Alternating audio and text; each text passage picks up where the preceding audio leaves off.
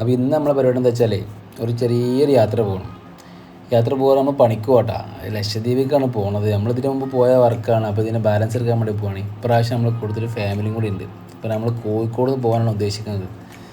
അങ്ങനെ നമ്മൾ റിസർവേഷൻ ചെയ്തിട്ടില്ല, നേരെ കോഴിക്കോട് പോയി ലോക്കലിൽ പോകുന്ന ഉദ്ദേശം. 1:45 ട്രെയിൻ ഉണ്ട്. അപ്പോൾ അതിനെ പിടിക്കാരച്ച് നേരെ വണ്ടി എടുത്ത് വിട്ടു. അങ്ങനെ കുറച്ചുകൊണ്ട് കഴിഞ്ഞപ്പം ഹൈവേ എത്തി കഴിഞ്ഞാൽ ഞങ്ങൾക്ക് അറിയല്ലോ, പിന്നെ ദൂസര വർത്താനയ്യേ ചവിട്ടിയാണ് വിട്ട്. നല്ല സുഖം. ഈ ഹൈവേ കണ്ടപ്പോൾ രച്ചിന് സമയം ഒരുപാടുണ്ടല്ലോ, എന്താ ഇപ്പോൾ കാട്ടുക ചെന്ന് കഴിഞ്ഞാൽ മേത്തും. അങ്ങനെ വർത്താനൊക്കെ പറഞ്ഞ് കുറച്ചും കൂടി കഴിഞ്ഞപ്പോൾ തുടങ്ങി നമ്മൾ പറഞ്ഞൊക്കെ മാറ്റിക്കേണ്ടിയെന്ന് കട്ട ബ്ലോക്കാണ്ട് വന്നു. രാമനാട്ടർ കഴിഞ്ഞ് ഫറൂഖ പാലവിടെത്തിയ സമയത്ത് വമ്പം ബ്ലോക്ക്.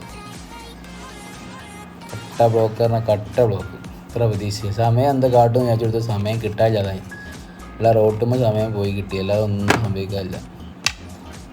അങ്ങനെ നമ്മൾ റെയിൽവേ സ്റ്റേഷനിലെത്തിയപ്പോൾ ട്രെയിൻ മിസ്സായി. 1:45 ട്രെയിൻ മിസ്സായി. ഇനി നമുക്ക് അടുത്ത ട്രെയിൻ എന്ന് പറഞ്ഞാൽ 4:10. അപ്പോൾ അതിന് ടിക്കറ്റ് എടുത്താണ് നേരെ. ഇനി നമുക്ക് ബാക്കി സമയമുണ്ട്, 1:45 4:10 ട്രെയിൻ. ബാക്കി സമയം നമ്മൾ നേരെ കാറെടുത്താണ്ട് ബീച്ച് പോകാനയച്ചു. അങ്ങനെ ബീച്ച് പോവാണ്.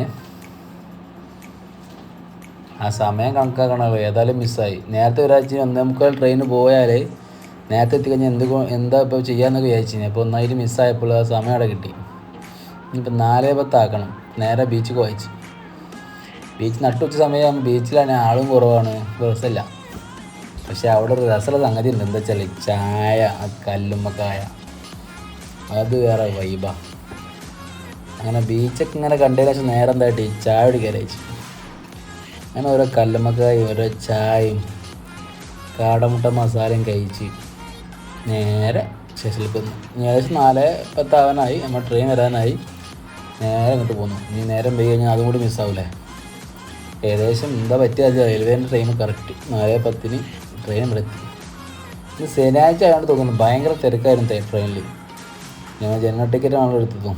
ഏതായാലും നോക്കിയില്ല, കയറി നോക്കിയപ്പോൾ ഉള്ളിൽ ഫുള്ള് തിരക്ക്, ഒരു രക്ഷയില്ല. അങ്ങനെ കോഴിക്കോട് നമ്മൾ ട്രെയിൻ വിട്ടിട്ടാ, പിന്നെ നോക്കിയില്ല, തീരാൻ പറ്റാനും സ്ഥലമില്ല. അങ്ങനെ പോയി. അതിൻ്റെ ഇടയിൽ കൂടെ കണ്ടൊരു സുന്ദരമായ കാഴ്ചയാണിത്, സൺസെറ്റ്. ചടിച്ചിരിക്കുകയാണ്, വിശക്കൊന്നുണ്ട്, ഒക്കെ ഉണ്ട്.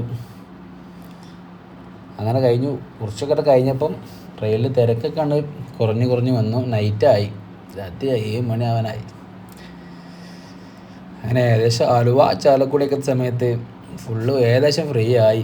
അപ്പോൾ ഇങ്ങനെ റിലാക്സ് ചെയ്യാൻ വേണ്ടി ഡോറിനടുത്ത് നിന്ന് ഇങ്ങനെ കാറ്റുള്ള ആ ഒരു സുഖം വേറെ തന്നെ. ട്രെയിനിൽ യാത്ര ചെയ്യുന്നത് കറക്റ്റ് അറിയാൻ പറ്റും. അത് കഴിഞ്ഞ് ഇങ്ങനെ നിൽക്കുന്ന സമയത്താണ് ഒരു വെടിക്കെട്ടുണ്ട് കണ്ടത്. അതുകൊണ്ട് കണ്ടപ്പോഴേ കുറച്ചും കൂടി സമാധാനമായി. ഏതായാലും ആലുവ ചാലക്കുടി എത്താൻ എത്തിയത് ട്രെയിൻ ഏകദേശം കാലിയായി. ഇങ്ങനെ നമ്മൾ എറണാകുളം സൗത്ത് ഏകദേശം ക്ലിയർ ആയിട്ടുണ്ട്, എത്തിയിട്ടുണ്ട്. ഇനി നമുക്ക് ആദ്യം വേണ്ടത് ഭക്ഷണമാണ്, ഫുഡാണ് മസ്റ്റ്. അപ്പം ഇനി ഫുഡ് കിട്ടുന്ന സ്ഥലം അന്വേഷിക്കണം.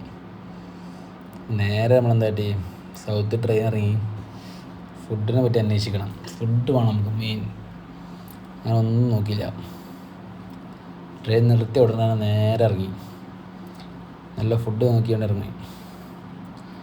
അപ്പോൾ അങ്ങനെ ഒരു ഫുഡിൻ്റെ സ്ഥലം കണ്ടെത്തി നേരെ അങ്ങോട്ട് പോയാണ്. നേരെ ഹോട്ടലിലെ പേരൊന്നും നോക്കാൻ നേരം കിട്ടില്ല. നേരെ കയറി നമ്മളെ ദേശീയ ഭക്ഷണമായ പൊറാട്ട ബട്ടർ ചിക്കനും കഴിച്ചാണ്ട് നേരെ ഊബർ വിളിച്ച് നേരെ അങ്ങനെ റൂമിലൊക്കെ ഉണ്ട് എത്തി റിലാക്സ് ആവാൻ വേണ്ടി.